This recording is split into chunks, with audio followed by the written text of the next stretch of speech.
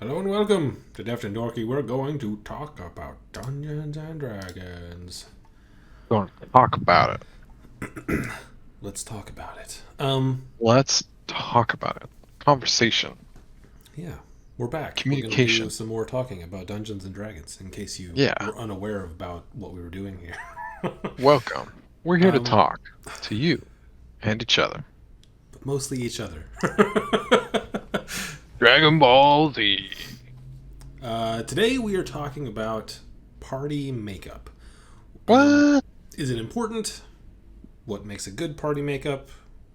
Like what makes a good table makeup? Those kinds of things. Four barbarians. So yeah, what would that be? What do you think?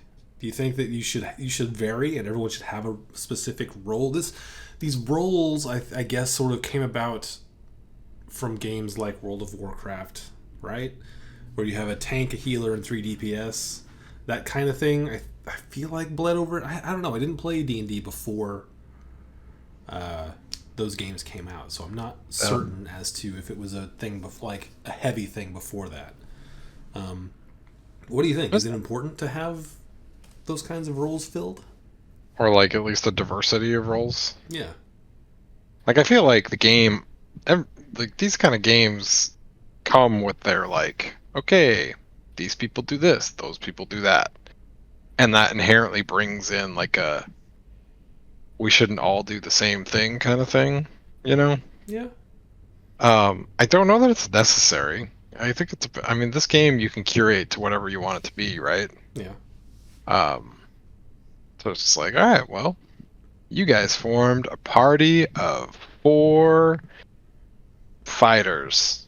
I, the DM, and now gonna throw, I don't know, good example.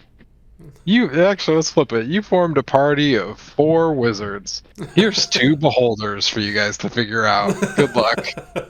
It's just like you can make it work. So I don't know that it matters too much. But I do think that like if you're gonna not have a sense of diversity in mechanic, I think you need a real sense of diversity in personality, you know?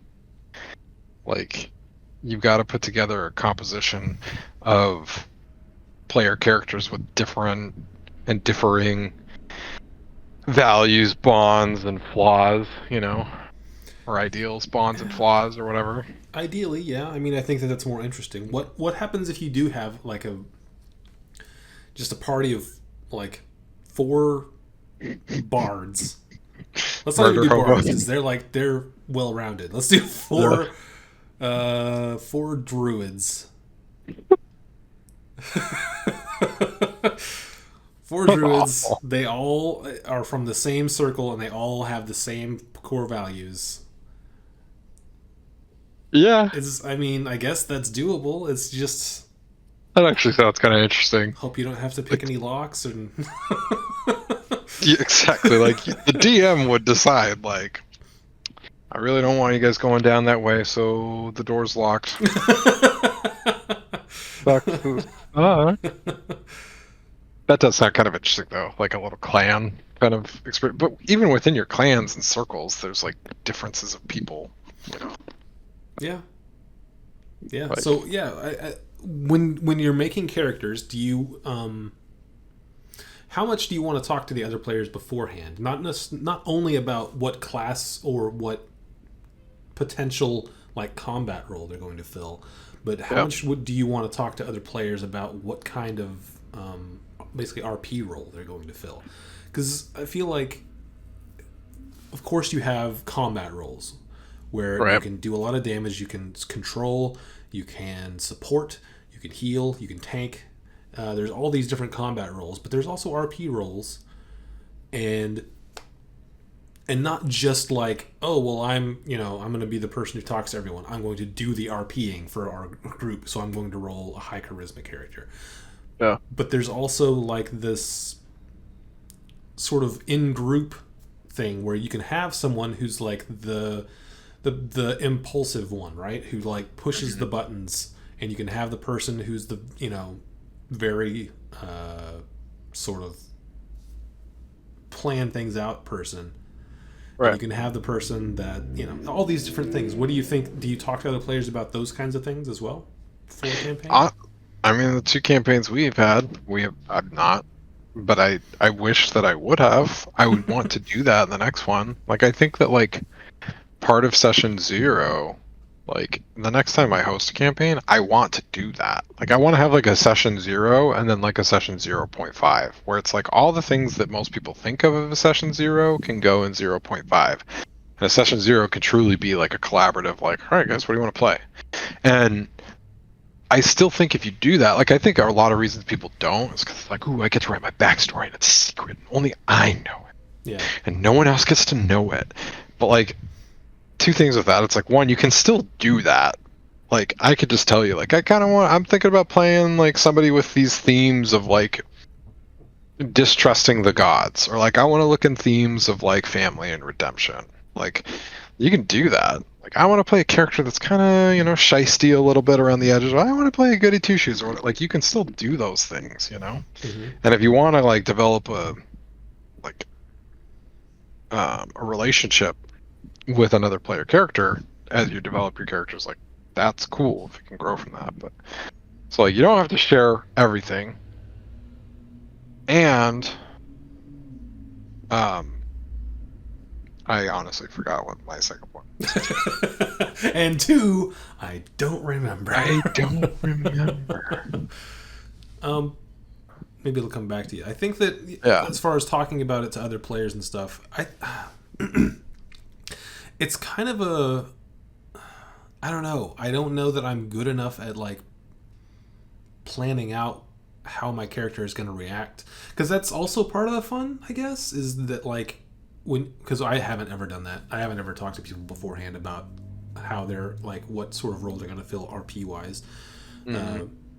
And part of the fun is like maybe my character originally was going to be one way, but I saw this other person play their character a very specific way, and I sort of bounce off of that and sort of grow to complement that organically, which is a thing you can do. That's Right. and I don't know. I guess the argument there is like, how much do you want to plan versus how much do you want to react? Yeah. I mean, I think so. Like, if I were to do this, like with Jace, the character I just played in the campaign that we just ran, like, I think that I would like probably come to the table with like, yeah, like, I've been thinking about this character, and like, I'm really gonna look into the themes of like family. Like, family is central to my backstory, and it's central to a lot of people's backstory. But like, the relationships between brothers, mom, and dad, very critical, and something like a disaster strikes my family. He is very outgoing, very like jovial. Levity is his middle name. Just he's gonna be a bit of a jokester and like a pleasant one. Also, he has a taste for gambling. You know what I mean? Like, I feel like even with just that, like, I haven't revealed anything that would be like, I don't want anybody to know that like my brother formed a pact with a demon. Mm-hmm. But I gave enough that like if we're trying to form kind of a myriad of players at the table, Yeah. and I don't think that would necessarily like if it's like you go to a restaurant, like, hey, we can order the same food. Like, I also was thinking about you getting that to eat. Like, that's okay. Like, somebody else could have been like, oh, I also wanted to play kind of a jokester. Like, okay, cool. Well, we can riff off of each other then, Yeah. But I do think like it would be interesting as a party to form kind of a group where it's just like, that's a good dynamic, Yeah. I don't know if it's necessary, guys, but like, because I was thinking about this, like, I finished Critical Role's Calamity. Mm-hmm. Is that the most recent one? Calamity or Downfall. Okay. I finished Downfall and I listened to their like 4-sided dive and listened to them talk about like developing their team. Yeah. And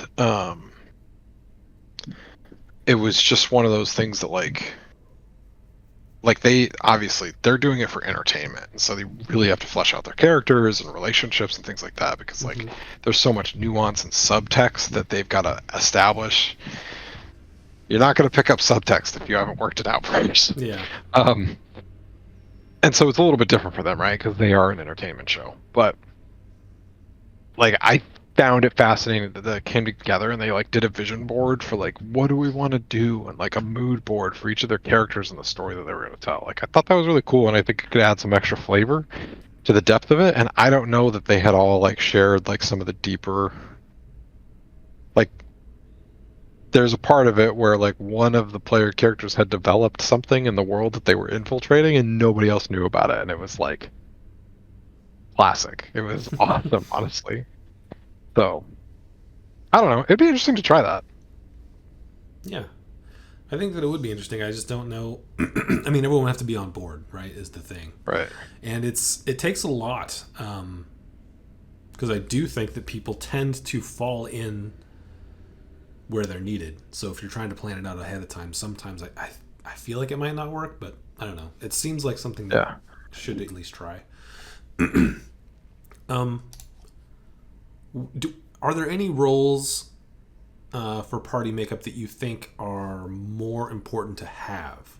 For instance, do you think it's important to have one character that is the face for the party?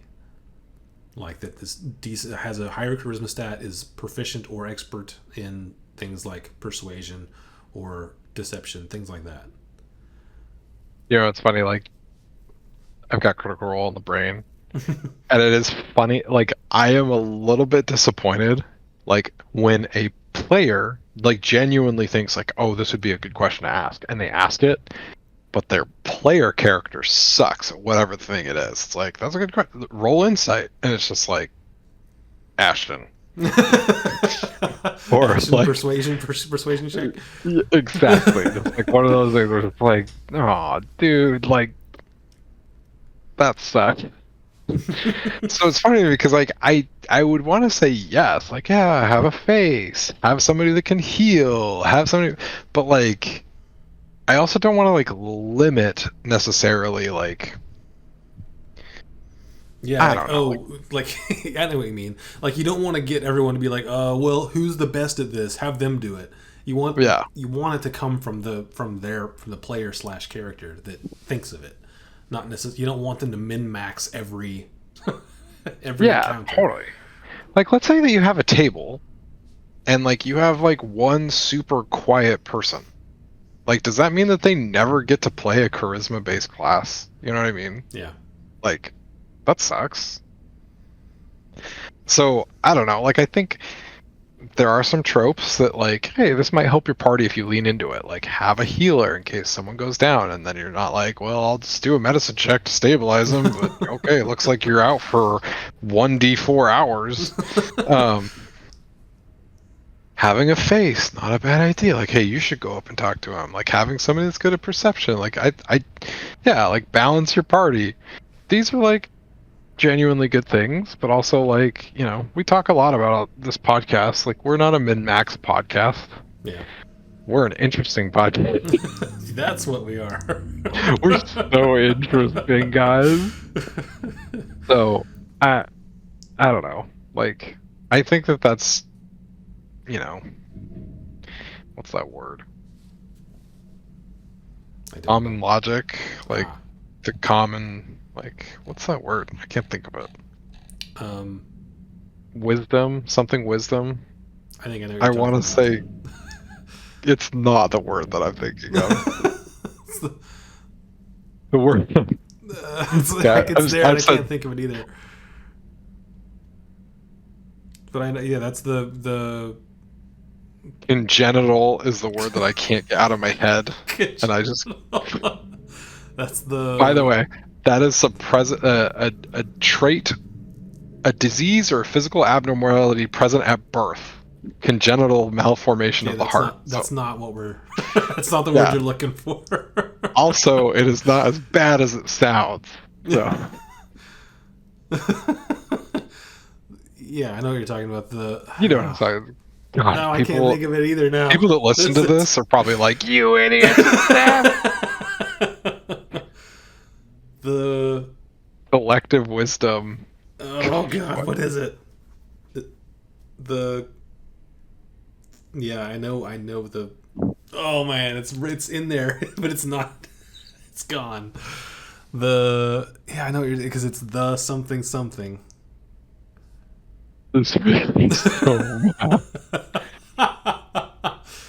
The, Generally agreed upon conventional wisdom. wisdom. Conventional wisdom. We have a winner. Conventional wisdom. That's hilarious. Man, I could not get there. Wow. Welcome to Deaf and Dorky, where we talk about not congenital wisdom. congenital wisdom. Or it was like, it's not congenital. That sounds gross. Not gross. But yes, I feel like it is conventional wisdom to like have your, have a tank, have a healer, have people that do damage. Those aren't really tanks in D&D though. Like there's I heavy mean, hitters, or like heavy. No, there are people who can soak damage. Right. It's the difference is that there's no aggro table, I guess. Right. So there's no guarantee that they're going to soak damage. But yeah, I mean, you can still like, if you roll a barbarian, you can go stand in front of whatever and hope that it hits you. Right. And if you get things like sentinel, you can make sure that they stay next to you and have nothing else that they could hit. That's their option. Yeah. So yeah, I mean, it's nice to have a tank. You never know, especially because like if you've built your party to do a specific thing, your DM can help provide those things where they're going to shine. So right. Plus, it guarantees that you have somebody that can do the athletics rolls or whatever. So. Yeah, like we need someone to arm wrestle for the fate of the kingdom. Who's it going to be? Exactly, the wizards in the back. I cast enlarge reduce, and I'm extra strong now. All right, give yourself an extra D4.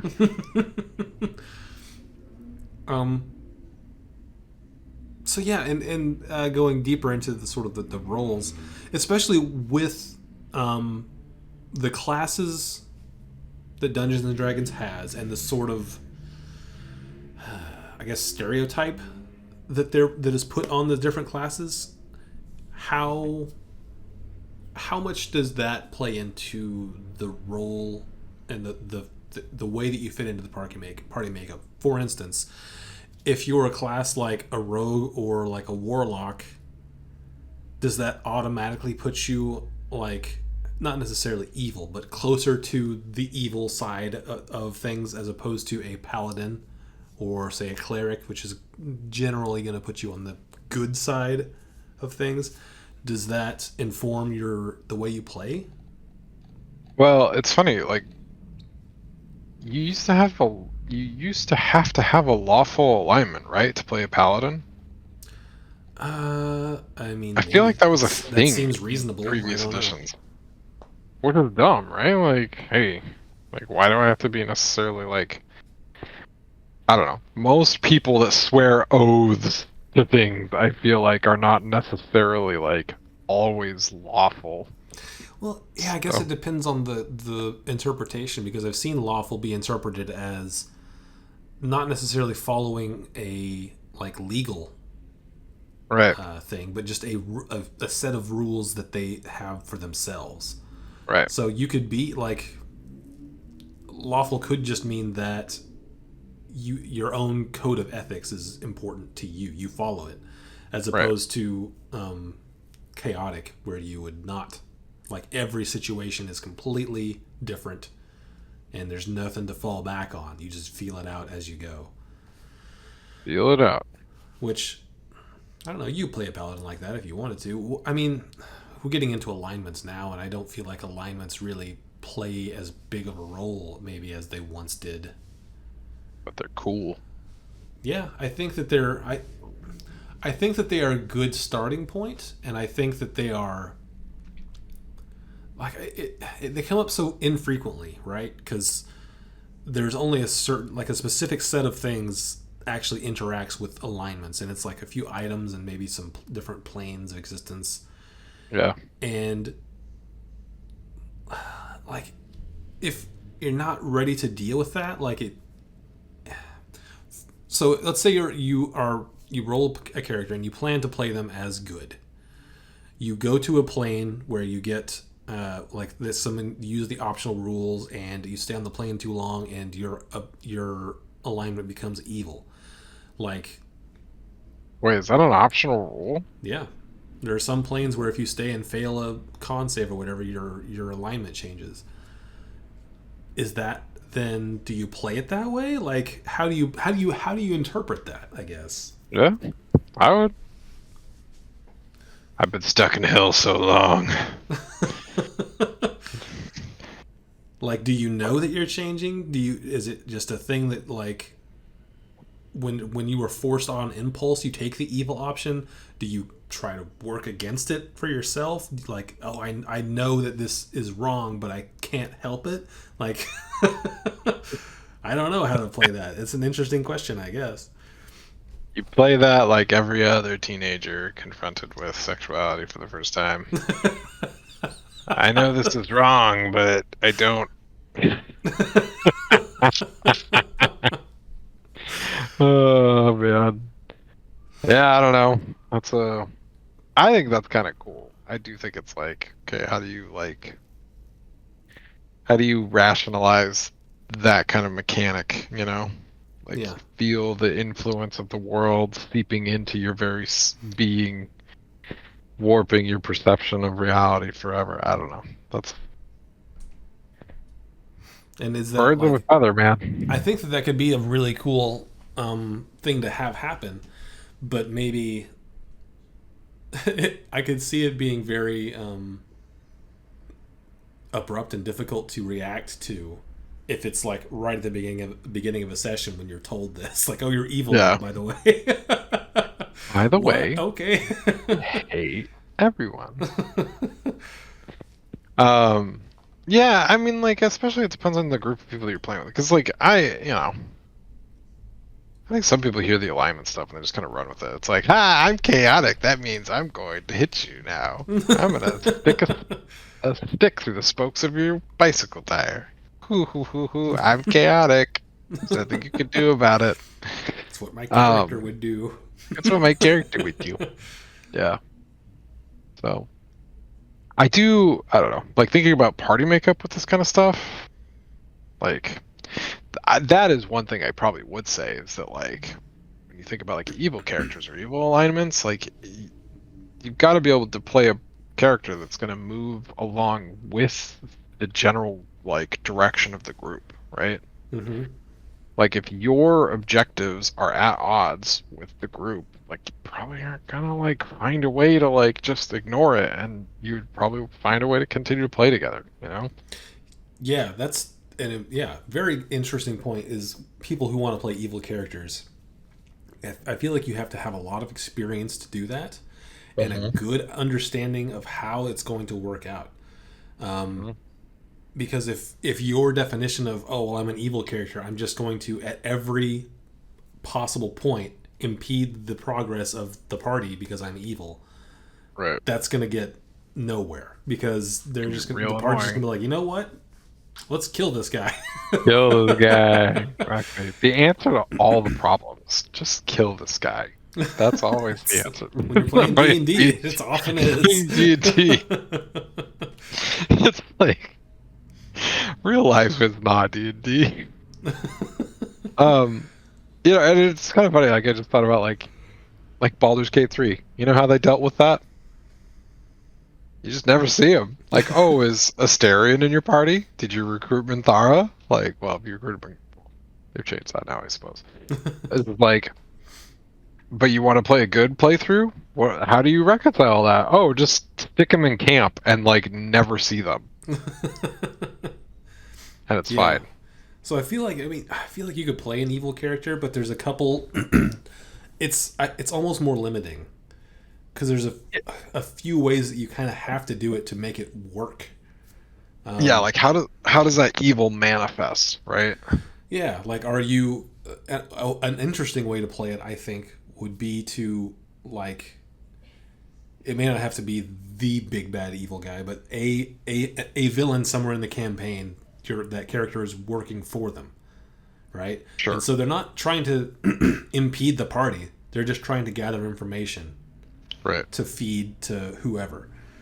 Yeah. Um, Like there's got to be a joint greater good, or like the overall objective of the party aligns. Even if like I'm willing to kill some, Boy Scouts to get it, and this guy is not, like I'll take the lunch money from the kid and this person won't. We're still working towards like curing the wicked disease that's rotting the world or whatever, yeah, So yeah. It either has to be almost like a hidden thing that there's a big reveal somewhere down the road, or it has to be like you said, a thing where, well, where the quote unquote good people are using the evil person to do the dirty work for the things that they need done, but wouldn't sully themselves with because they're quote unquote right. good. So Or like an evil person can like, I will resign myself to working with these individuals because I need them. mhm. Like it could be vice versa almost. It's just, all right, I promise not to like lop the heads off of any children. You know, like while Yeah. we're together, I, Anakin, am not going to kill the younglings. So But the second you bail on you me. better believe I'm going after those chillins. um yeah, I've been curious about having a party makeup where one or more of the party is evil and one or more of the party is good. Yeah, Just to see if you can make it work. Um I mean I think especially if the some of the players are open to either like a redemption arc for their character or a crossing over to evil side for their character, yeah, then I think it could be really interesting and fun to play. Yeah, as far as party makeup goes, I think for the vast majority, especially for people newer to the game, don't allow evil characters. It's just going to mess yeah, up your game. yeah. You really got to have a lot of nuance to make it work. Yeah. I think that's where you got to live because, like, I think it's so easy in this game to just kind of like ignore the shades and just go fully black and white. And it's like, I'm a chaotic evil character, so I'm gonna hit everybody in the shin that we talk to, and I'm gonna steal from all my player character friends. Yeah, it's not easy, and that's not fun. What Yeah. is interesting is the idea of like somebody who is evil at heart that is able to maintain that relationship with their good quote unquote counterparts. Like that is interesting to me. Yeah. So And that's something that they talked about. You mentioned Downfall earlier. mhm. Um, I think all of them originally wanted to be betrayer gods. Right. But then they all kind of came around to the conclusion that it's way more interesting to be the good guys, the prime deities, because Yeah. they have to look at it and be like, oh, what are we doing? Whereas the betrayer gods are like, this was the plan all along. Right. Exactly. Yeah. I do think that on this topic, it is. If you were to do that, like have that session zero kind of a chat, like guys, I think I want to play a evil character, and if it presents itself, are we okay with the conflict that exists in the party to the point of like I was thinking about again, Critical Role, like Laudna and her like moments. Hmm. It's like, damn, that's tough to Yeah. freaking deal with. You know what I mean? Um, I like. I'm gonna be an evil character. Are we okay with that potential conflict to the point of like killing me if it necessitated it? Yeah. If it comes to You know. that. So, and if you guys are like, I don't really want to play that game, it's like, okay, cool, that's fine. I don't have to be an evil character with it. Save that for another time. Yeah. So, but I do think like having a a different tier of like morality, you know, Hmm. is interesting to play around. Like, ah, we're all relatively good, but some of us are like, we must do this because it's the right thing, and some of us are like, do we really need to do that? Like, can we just skip it? Like, I don't want to help that starving beggar. I need to go do this. I don't know. Yeah, So, and I think that in an ideal setting, that alignment is a thing that is sort of kept track of and not set, yeah, right? Like if yeah, because for those instances where it does come into play, like for items or whatever, um, it's very cool if it's something that's kept track of either by the player themselves or by the DM. Probably easier to keep track of from an outside perspective, but right, also difficult to just literally keep track of, like to keep up with it and right, remember where it was. Um, but yeah, like they did that I think in campaign one of Critical Role where um, something happened and like Matt told I think it was Ashley, is like your alignment is changing right now, and she was like oh, which kind of made her go back, like because over the course of a campaign, like especially if you were an actual adventurer and you kept on having to like you kept on coming up to these against these roadblocks when you're trying to help people, right, that frustration can definitely come out as like you know what, let's just get things done now, and then in that sort of get things done is where your alignment can slip. right. um, Yeah, 1,000%. so yeah, that's it's an interesting thing to play with. If I would be interested if it were more um, relevant, uh, game mechanic wise, but it is Yeah, interesting just in the fact that it is an RP thing. Um, yeah. I think if you wanted to make it more relevant, you have to assign like numbers. You know, you have to make a mechanic like a true mechanic, right? yeah, and I don't know that Like, that is fun. yeah, you got to figure a way to like. In my mind, I'm just like, okay, we're gonna do a 10-point scale, and like based off of your guys' decisions, like I'm gonna give you like, hey, that's a +1 or that's a -1. Or if you don't want to do like positive negative scale because you don't want to like assign negative attributes to E1 evil. G1. It goes to Exactly. 5 and zeros in the Exactly. middle. Right. There you go. So, like, I think that that would make it more doable, you know? Like, because I think that there's some people that take, like, the core mechanics of D&D and then they, like, add something or tinker with something or emphasize something. So, like, I was watching something where I think it was Animated Spellbook where he, like, you know, like equipment load never comes up. And he's like, we wanted to play a little more of a gritty realism game. And so like he gave them like, have you ever played Resident Evil? Like the inventory management for Resident Evil is like you're basically given a grid and it's like here's your suitcase or your attaché is what they It's call like it. a Tetris mini game kind of thing. It is a Tetris minigame. And so it's just like, here's your stuff. And it like became a part of the game where it's just like, oh cool, like another thing that we get to like truly play with, right? Hmm. And I think that like, okay, here's your alignment scale. Like I'm gonna give you these little tokens or ask for them back. Or like, you know, and so like then that is gonna influence it. It's like, oh, you made a good decision. Here's some good points. You made a bad one. Here's some bad points. And you can literally have some kind of visual and like mechanic kind of thing. And I don't know if it were me, I would tie certain things to it. You know what I mean? Or it's just like, okay, you passed 7 on either side. It means these kind of mechanical things. I don't know. That'd be kind of interesting. Yeah, But you'd have to homebrew a lot of crap. yeah. The mechanical things are where it sort of comes. It's difficult to do. Like I guess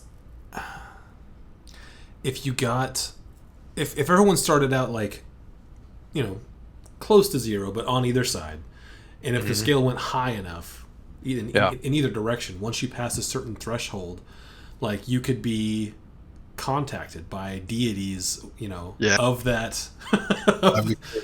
of that alignment.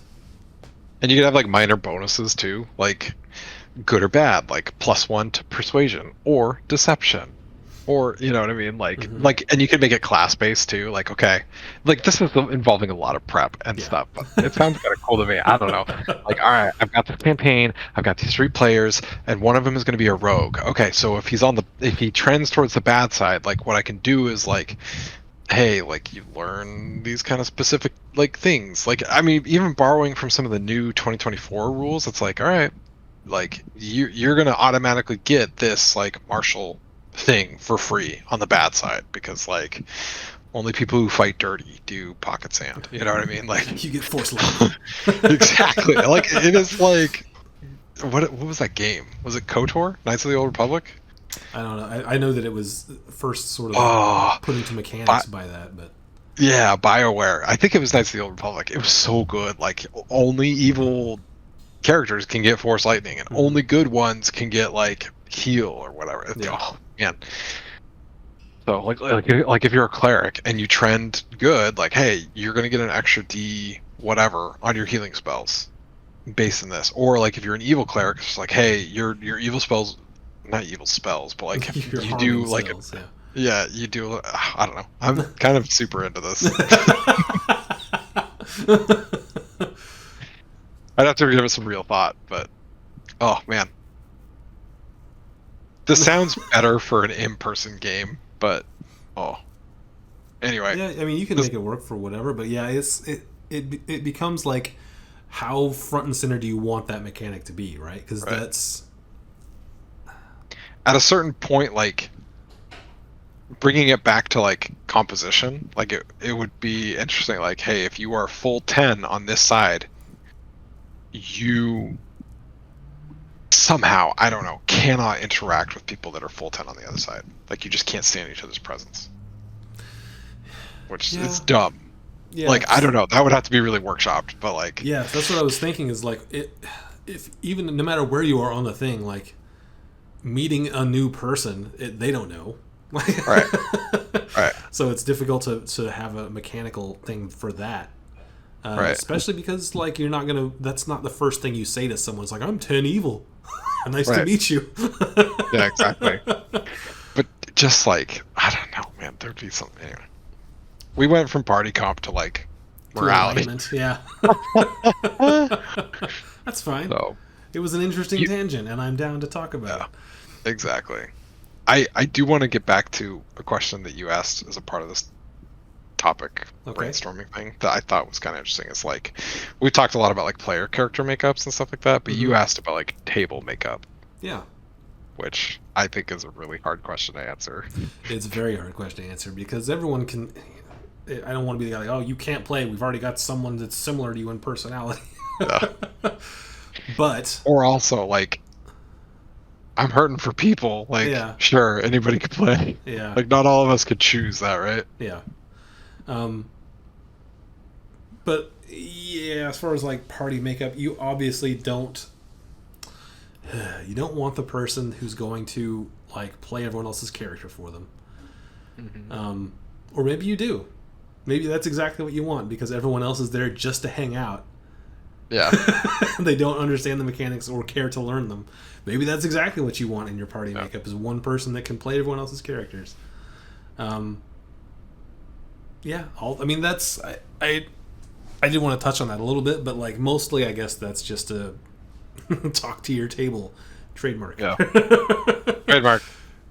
We trademarked that, by the way. Yep, absolutely. Communication, it solves all the D&D problems. That is our idea originally.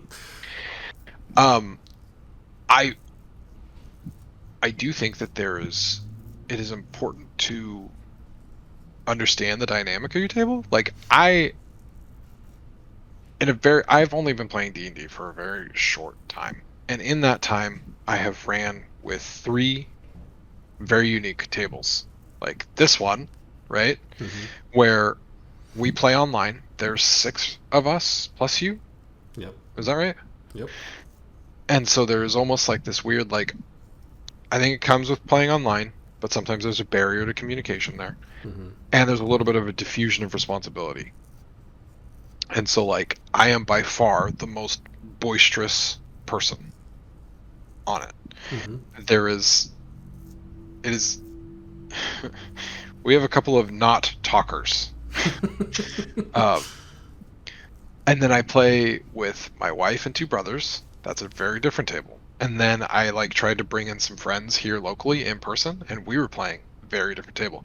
And like I feel like I learn, I DM for two of those, and I play in another one. And I'll say this as the DM, like this is even more important because like the things that I do for my wife and my brothers, very different interests that table has than the table that we played in person. Like. Mhm. It was so interesting because we started off with we played a one shot, super into it, and then we started playing like a pre-written Lost Mines Phandelver, and very quickly in Phandelver you get thrown into a little bit of a dungeon crawl, right? Like it's a Yeah. goblin cave, right? Like super into that. And the moment we pivoted to like, okay, the cave is over and now it's time for a little bit of role play and exposition, I feel like a little bit of the steam was let out, and like the train started to slow down a little bit. And I was Yeah. like, oh, okay, like we need to focus on like let's crawl. Like this table, the dynamic of the table is interested in that. Mhm. um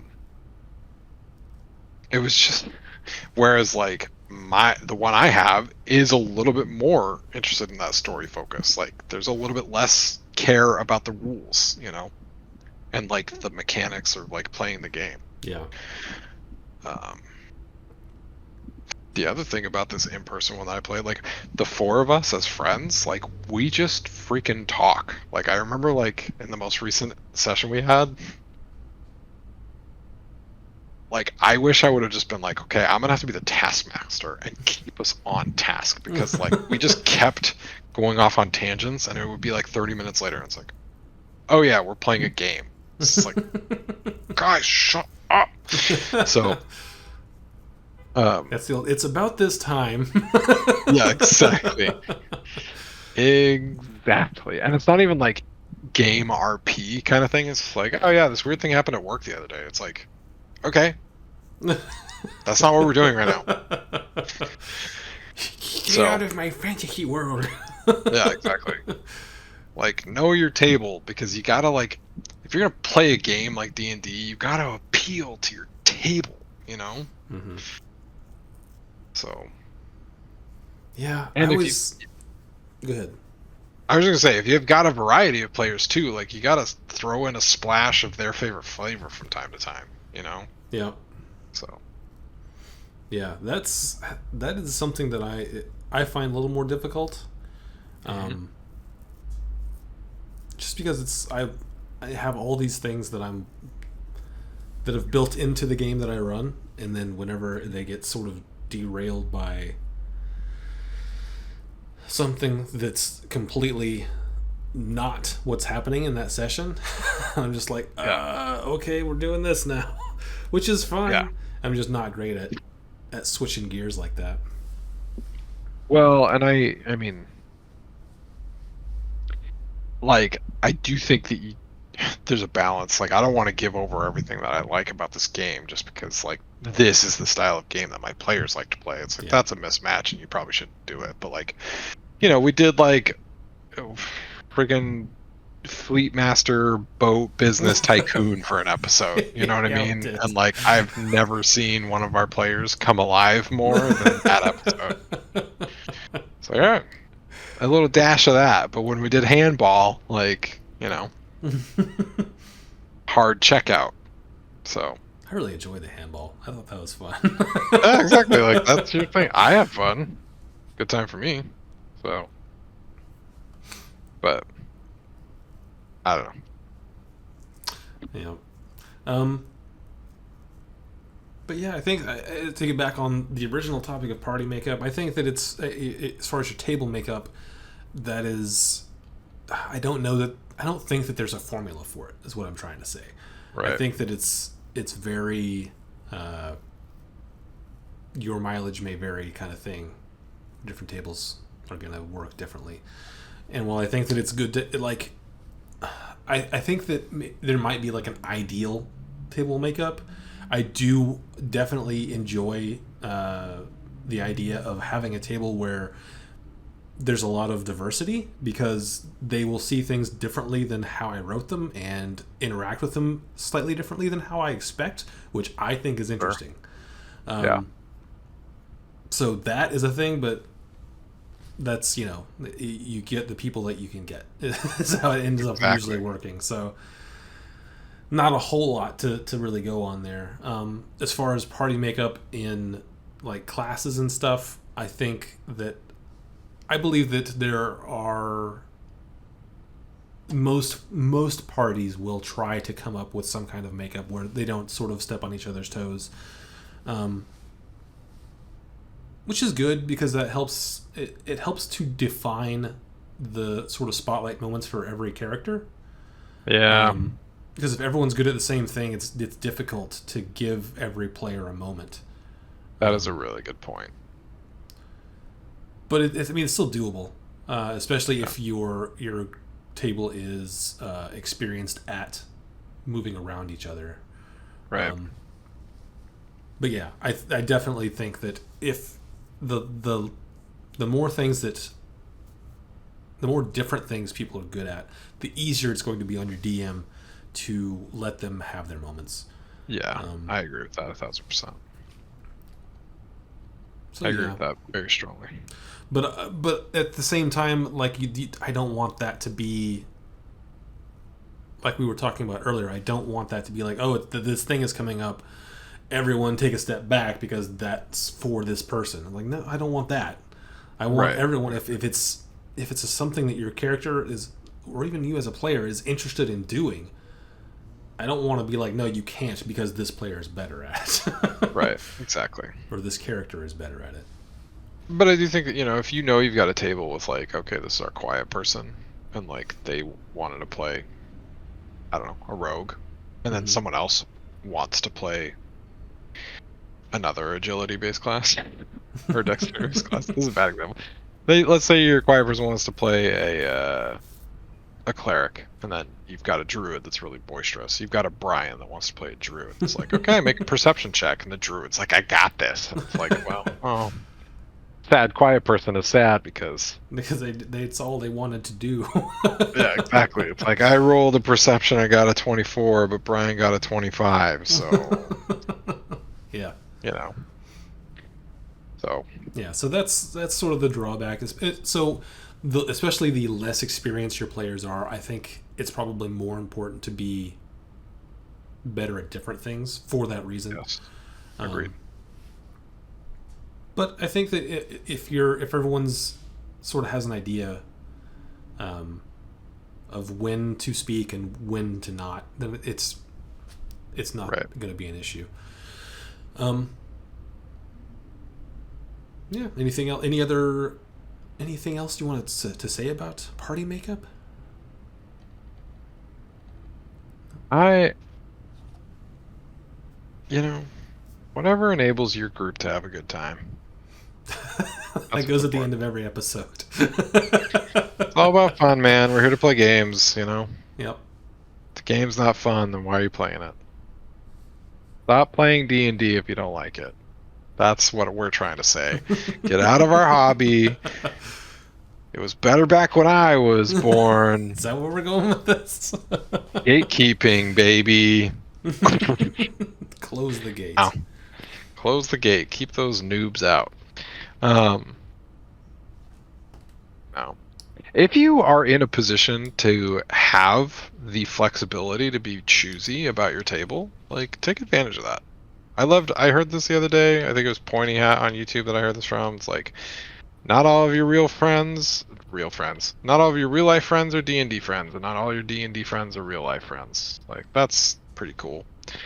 I just think if you have the opportunity to choose your table, whether that's selecting some people out or like selecting people in, like take advantage of that. And if you've got to, like don't be exclusive, obviously. Figure out a way to kind of say it. Like, I'll give you guys an example. I hummed and hawed a lot when I first started this table with my wife and two brothers because my older brother has a son that likes D&D. And I was like, how do I invite Colin and not have crew be there. Like I really hummed and hawed over it, and I was like, I eventually came to the conclusion, it's like, why is this like? I'm just gonna tell Colin, like, hey, I just want to have a hobby that I enjoy with the adults, and like everybody can understand that. Mm-hmm. You know what I mean? Like, Yeah. hey, this is what some of the adults are doing. You know what I mean? Like, it's not a bad thing to want that. Yeah. You know? Yeah, it can definitely be difficult though, especially if like they're asking you directly. But I want to play. Yeah. Like, what? But I don't want you to play. Yeah. Like, yeah, I understand you want to play, but this is a thing that's. I mean, it feels selfish because it is essentially. This is a thing that I want to do, and I want it to be this way for this specific experience. Yeah. I mean, Do your best. Being nice is important, but you know what else is important? Making sure that you're happy. And if you're nice, if you're a friend to everyone, you're an enemy unto yourself. Is that how it goes? That is how it goes, according to Mike Tyson. So okay. I hadn't heard that one.